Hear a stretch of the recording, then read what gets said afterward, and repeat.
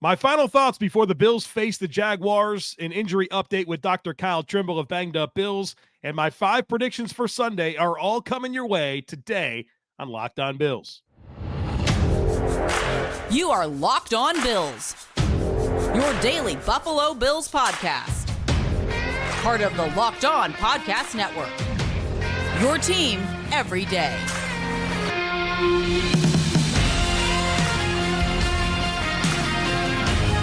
What's up, Bills Mafia? It's Joe Marino, author of Go Bills and Buffalo's Run, also the co-host of the Locked On NFL Scouting Podcast, and I'm your host of Locked On Bills. I want to thank you for making Locked On Bills your first listen every day, and a big welcome and shout out to our everydayers. You know who you are. Those of you who never miss a single episode, I appreciate y'all being here very, very much. I'd also like to invite you to subscribe or follow for free on YouTube or wherever you listen to podcasts. We're part of the Locked On Podcast Network, your team every day. This episode is brought to you by PrizePicks, the easiest and most exciting way to play daily fantasy sports. Go to prizepicks.com/LockedOnNFL. Use our code LockedOnNFL for a first deposit match up to $100. Well, folks, this will be the last conversation that we have before the Buffalo Bills face the Jacksonville Jaguars in London, a game that kicks off at 9:30 a.m. Eastern Time. And I'm pretty excited for this one. I think it's going to be a good test for the Buffalo Bills. Obviously, the dynamics of London, the Jaguars being down there for the week, the Bills getting there Thursday night. It's going to be interesting. A very important game potentially in the AFC playoff seedings. And so today we're going to give you my final thoughts. We're going to talk to Dr. Kyle Trimble of Banged Up Bills, a very important conversation there with some stuff to get into with Von Miller's return, Gregory Rousseau, Christian Benford, Trey White, all of that. And then, of course, my 5 predictions for Sunday are coming your way today. Real quick, I did a bonus episode this week. On Friday, I did a first quarter report card for the Buffalo Bills. I did a very in-depth conversation evaluating the passing offense, the passing defense, the rushing offense, the rushing defense, situational football. Talked about guys that can deliver more moving forward, guys that are on the path to the Pro Bowl. Good conversation, so don't miss that. I dropped it on Friday morning, and it's a little bit out of our normal rhythm, so I wanted to call that to your attention here as we close out the week. So let's start with this. Josh Allen was named the Offensive Player of the Week for the AFC once again, the second time in the last 3 weeks for his performance against the Miami Dolphins, where he went 21 of 25 for 320 yards passing, 4 passing touchdowns, a perfect 158.3 passer rating, and, of course, added a 5th touchdown through a rushing touchdown. A great performance, a historical performance.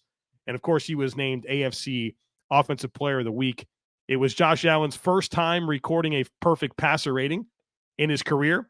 He also set a franchise record for completion percentage in a game at 84%.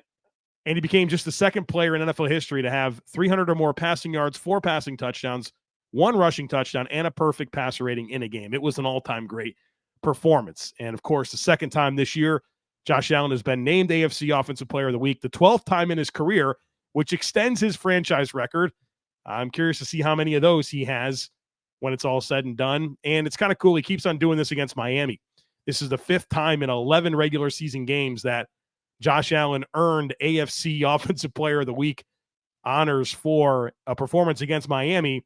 And he also has another cool stat against Miami where he's thrown 2 or more touchdowns in all 12 of his games against the Dolphins, the longest streak by a quarterback against a single opponent in NFL history. So Josh Allen typically plays well, and he typically plays really well against the Miami Dolphins.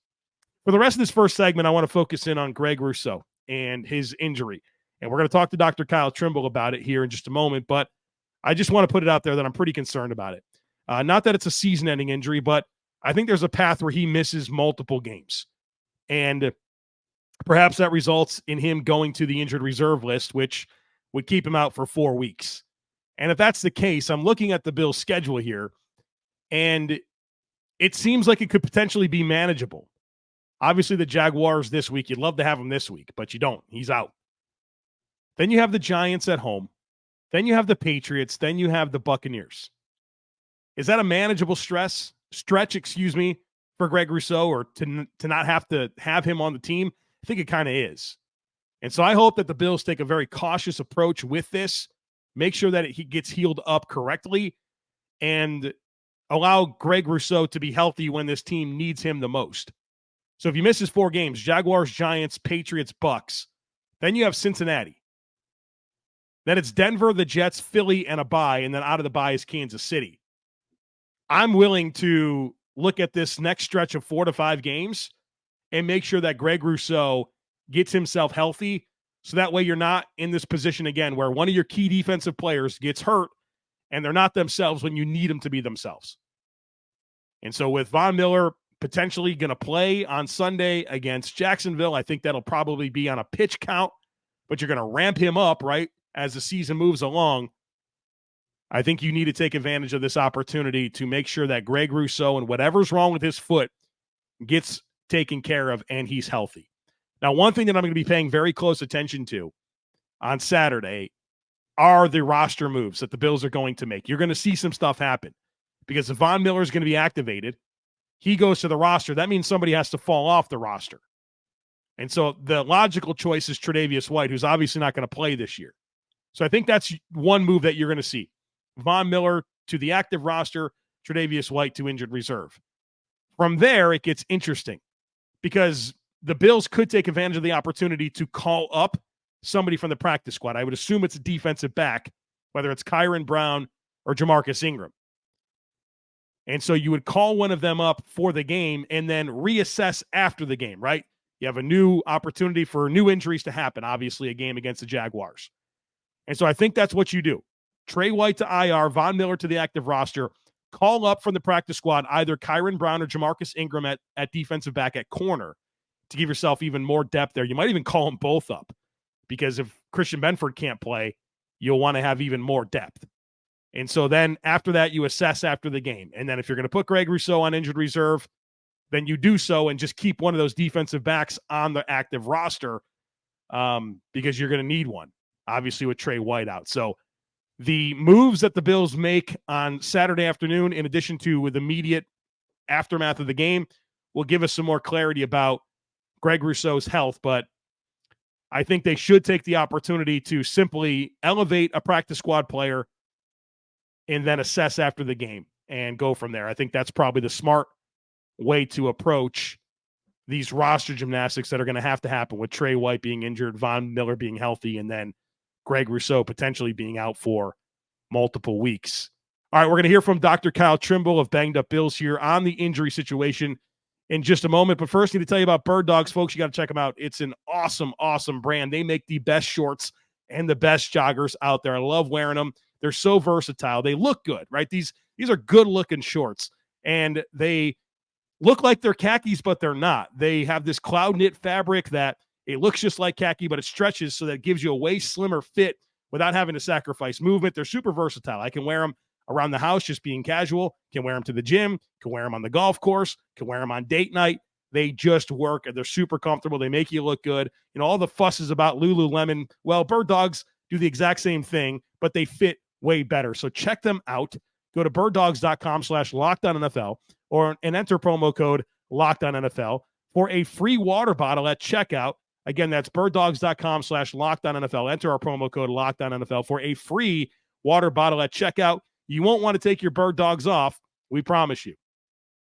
I'm joined now by Kyle Trimble. He's a doctor of physical therapy. He runs BangedUpBills.com. You can follow him on Twitter at BangedUpBills. He joins us each week to talk Buffalo Bills injuries, and we got some stuff to get into today, Kyle. We want to talk about Greg Rousseau, Von Miller, Christian Benford, Trey White, but I do want to start with Greg Rousseau because I feel like there's the least amount of certainty about this situation. We know that he's been ruled out with a foot injury, didn't practice all week with a foot injury, did the thing where he finished the last game, but I know that you studied the film. You saw him shaking out that foot quite a bit, so really curious to hear your thoughts on his situation and what the forecast is for Greg Rousseau.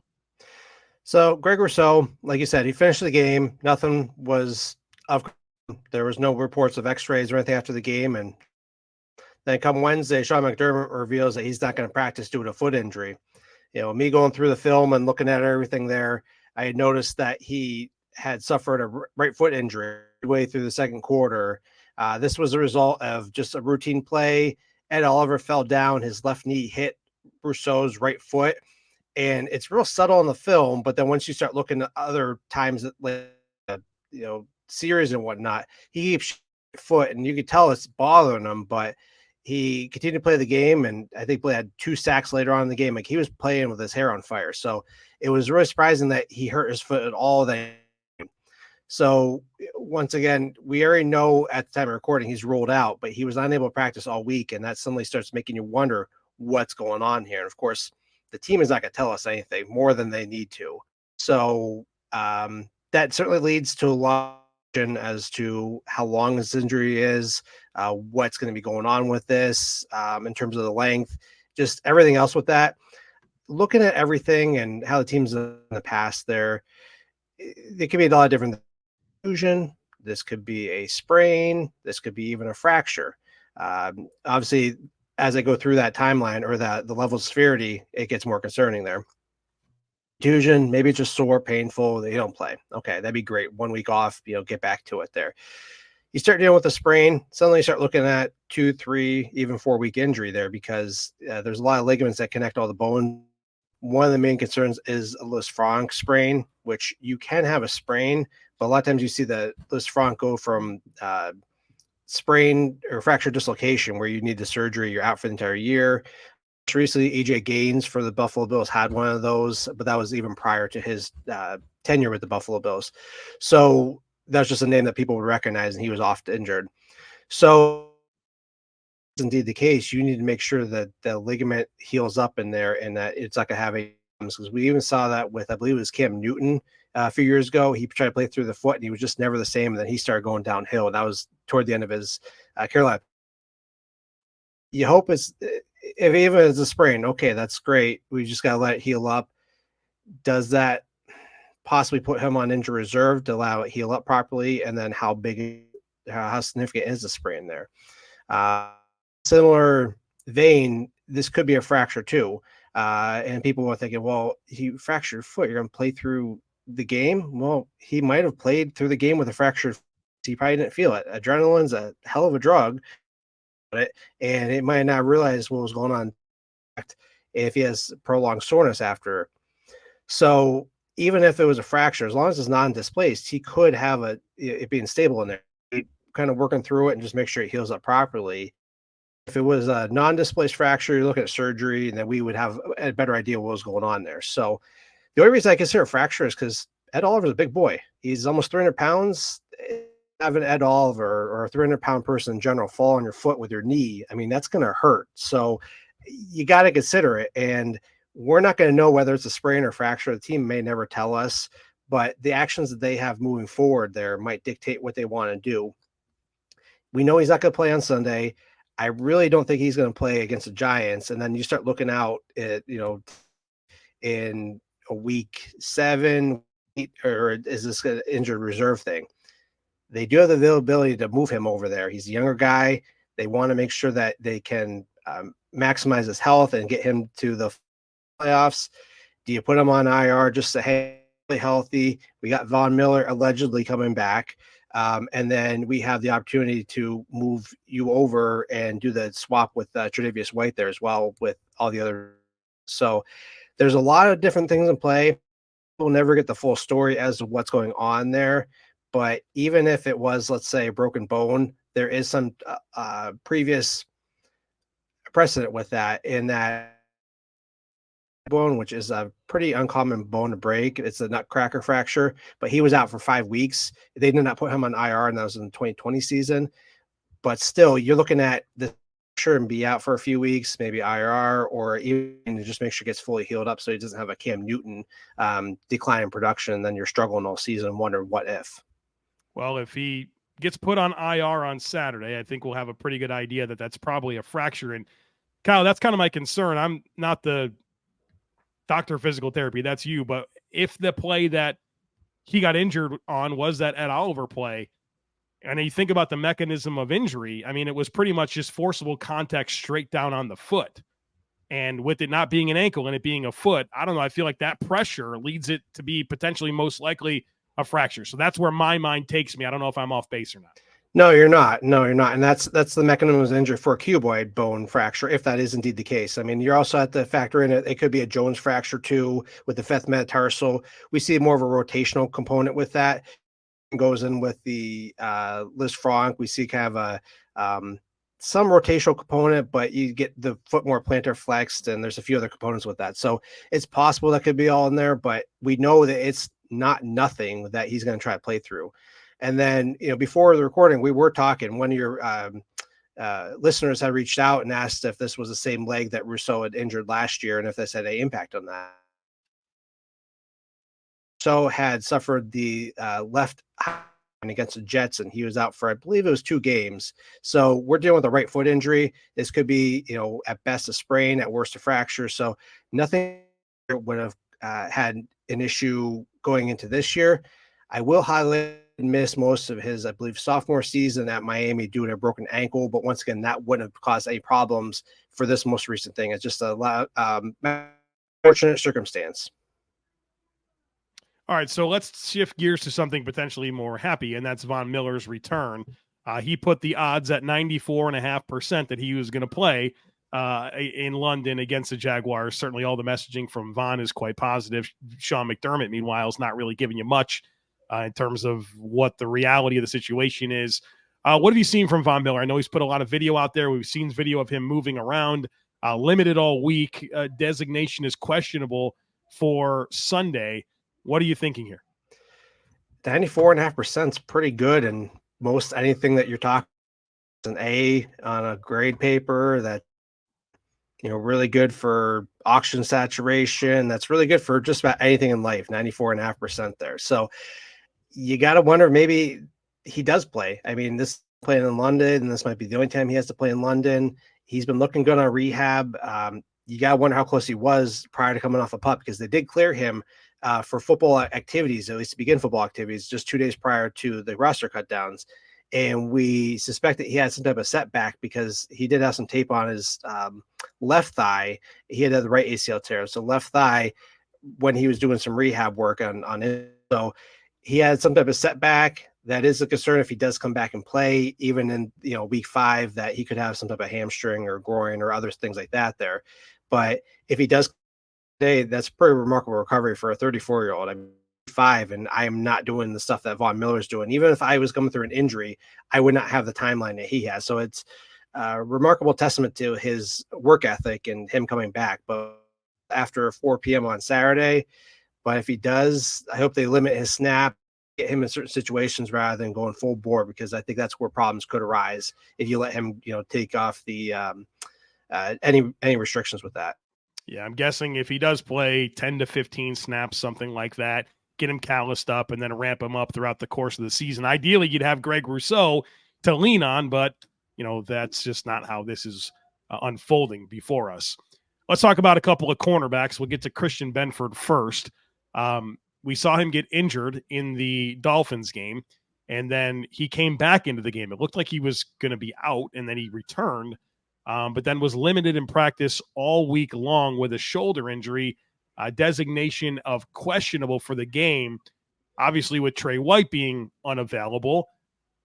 What are we thinking here? I mean, he finished that game, limited in practice, kind of need him, right?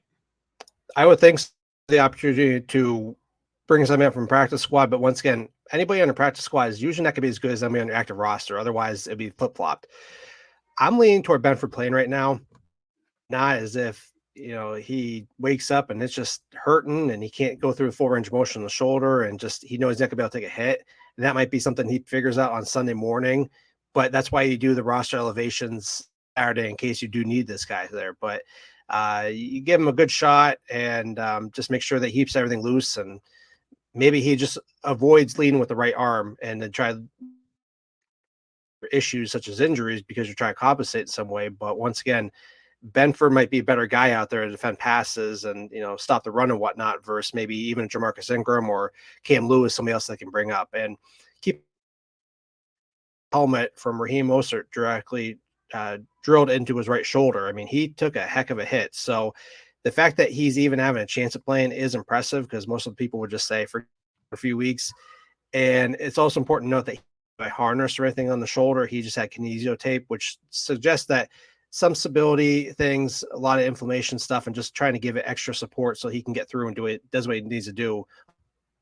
Well, I guess the good news is the Bills still do have Kyer Elam, so you could have a Dane Jackson, Kyer Elam situation, but none of them can get hurt, right? I think that's where things get really, really dicey, and obviously you want your guys to be healthy. All right, let's get to Trey White. Let's have the conversation. We know that he tore his Achilles tendon. We know that that's a lengthy recovery. Very curious to get your outlook here. What's that going to be like? What are the chances that Trey White can come back? Is there a concern that some of his athleticism is sapped? I know that running backs pretty much never come back from Achilles injuries. So I don't know what that means for a corner, but would like to hear your thoughts. It's really unfortunate. It's just after what he went through to rehab back from the ACL tear on the left side, and then to tear your Achilles just running. Like, he wasn't doing anything specific, try to pivot back too hard. He just was running, and it just seemed like somebody shot him. And that's unfortunately one of the hallmark signs of an Achilles injury. It doesn't quarterbacks. I mean, will he come back and play in 2024? Yes, I believe that he will. Whether he comes back and starts on PUP or whether he starts on training camp, the average time frame to return is about 8.9 months. So before training camp, maybe he starts on PUP and works as well. He could be ready for week 1, but that's all barring setbacks, barring mental health. There's a lot of variables that go into that there. So I believe Tre'Davious White will come back and play NFL football for 2024. But how good he will be, that remains to be seen. It's really unfortunate. You just lose a lot of power, a lot of speed. I mean, one of his hallmarks is footwork. The fact that he's not going to be able to expose off that right foot as effectively, and then he'd still be technically coming back from that left ACL tear as he's relearning his body. Just, are you going to see the same Trey White as before? Not at least for the next year. And even when he does come back, you see fewer games played. Career length is lessened by about a year and a half.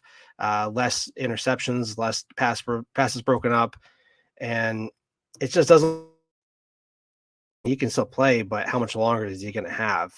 And then, my final thought with Trey White is there is a weird pattern between ACL tear and Achilles. You go to my site, bangedupbills.com. I have it up there. All the players who I found that have had a ACL tear and then later an Achilles tear. It's not a lengthy list, but it's still something notable. But some of the top guys, Jason Verrett, Okuda, he was a regular just Achilles, but Jason Verrett, D'Angelo Hall, and J.K. Dobbins among some of the other guys there. It doesn't look good. Looking back at the guys who come back and level, the best instance I could find for comparison for Tre'Davious White to come back is Richard Sherman. So he got a Pro Bowl nod after he came back from his Achilles tear in 2017. Guys that kind of just were there for a few years, 4 or 5 years, and then kind of faded off. So I hate saying this. It doesn't look good, but that's also the reality what the research shows. Maybe Trey White can be a outlier and come back and play an all-pro level, but it just doesn't look good from the research, and I hate saying that. Well, we appreciate your honesty. That's what we want more than anything. We know where your rooting interests are, but honesty is the key, especially when we're talking about health and forecasting and coming back from injury. So not my favorite conversation I've ever had with you, Dr. Kyle Trimble, but I am thankful for you coming on, offering your expertise, and let's talk about a whole lot less next week. Absolutely. Go Bills. Need to tell you about PrizePicks. PrizePicks is the funnest, most exciting, easiest way to play daily fantasy sports. The format is awesome. I love it. It's just you versus the numbers. It's not you against thousands of other players, including pros and sharks. It's you versus the numbers. Here's what you do.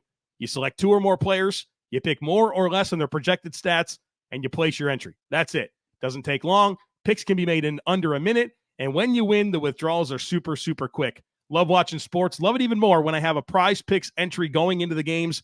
It just makes it that much more exciting. So go to prizepicks.com/LockedOnNFL and use code LockedOnNFL for a first deposit match up to $100. Again, that's prizepicks.com/LockedOnNFL.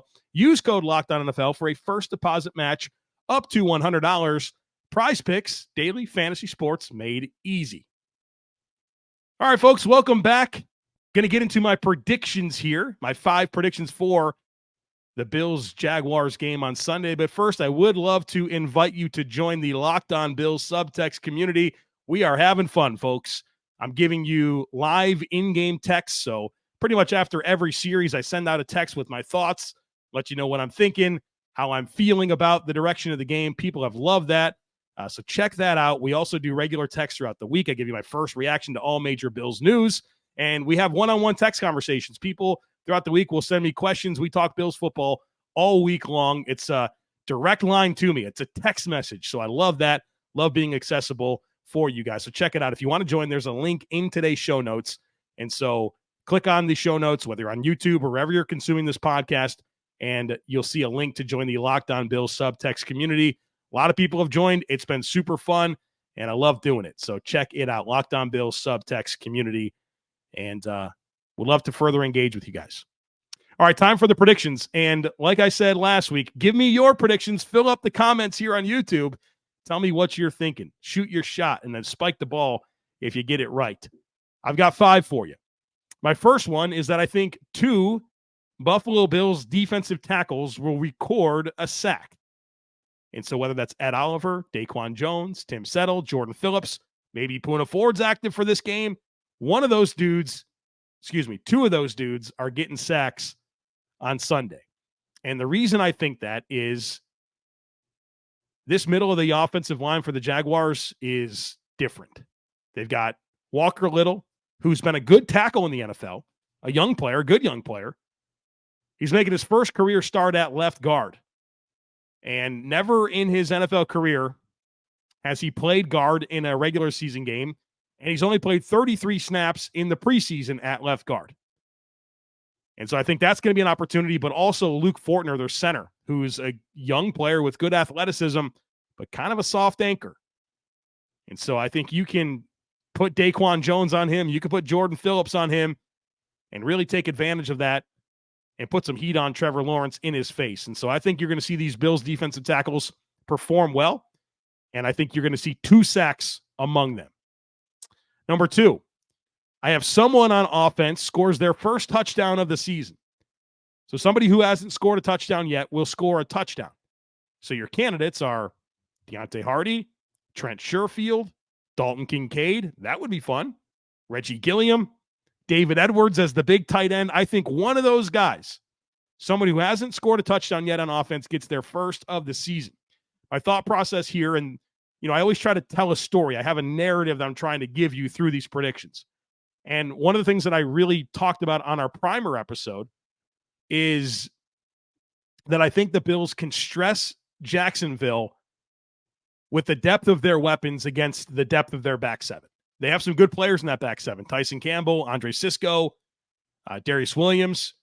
But I think their slot corner, Trey Herndon, their other safety, Rayshon Jenkins, Chad Muma, young player that's going to have to start for Devin Lloyd. I think there's going to be some opportunities to attack those players, and I think you can use some of your depth, some of your ancillary weapons to produce and get in the end zone. So put me down for someone on offense scoring their first touchdown of the season. Number 3, I'm predicting a little parlay here. 20 first downs for the Bills and under 20 first downs for Jacksonville. The Jaguars have not allowed a team to have 20 first downs yet this year. I think the Bills will do that.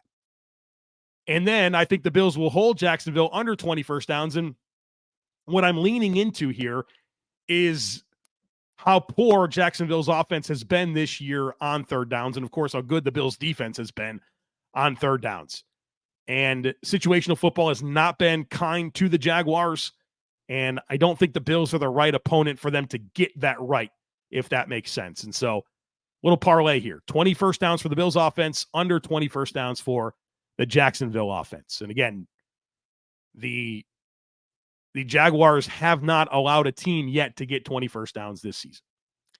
Number 4, put me down for seeing a 50-yard field goal made in this game. And the reason I bring this up is you have 2 of the biggest leg kickers in the NFL, and Tyler Bass, of course, from the Bills, who's 3 for 3 on 50-yarders this year, and then Brandon McManus, who is historically been one of the best deep kickers in the league. And so I think with these 2 kickers, with these 2 quarterbacks, teams could potentially be in scoring range. And I think you're going to see one of these guys drill a long one on Sunday afternoon. And then lastly, do I think the Bills win? I do. I think the Bills win this game. The Bills are hot, right? They've won their last 3 games by 4 touchdowns each or more. I respect Jacksonville. I really do. I think they're a sleeping giant. You heard me say that. But I don't think they're playing their best football.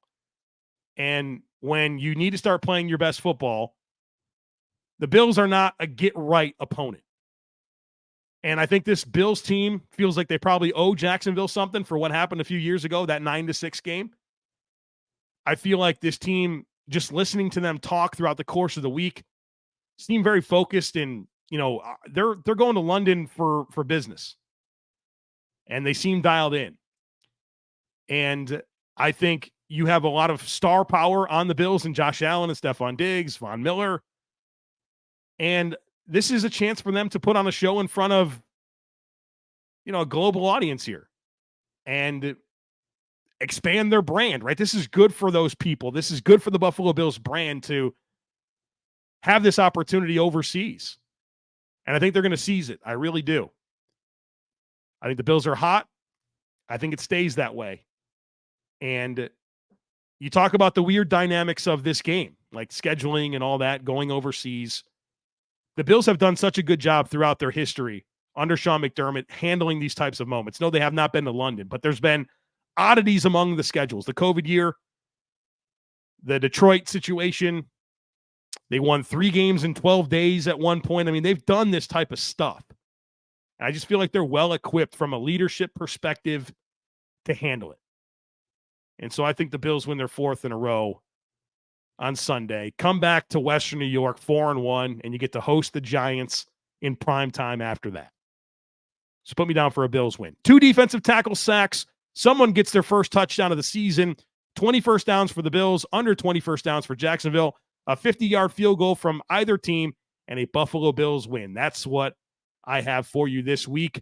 Looking forward to talking about this game. So after the game, and again, it's an early start, 9:30 a.m. Eastern time, going live on Bleacher Report like I typically do. And then, of course, I'll do my post-game podcast. And then I also have a Bleacher Report stream on Monday as well to talk even more about it. So if you're not following me on Bleacher Report, make sure that you do it because I have plenty of content. I have 2 streams a week on Bleacher Report throughout the entire month of October. So don't miss anything there. And, of course, don't miss anything here on Locked On Bills. Make sure that you're subscribed. Would love it if you took a second to rate, review, share the podcast. All of that's so helpful. Have a great rest of your day. Go Bills, and I look forward to catching up with you again after the game.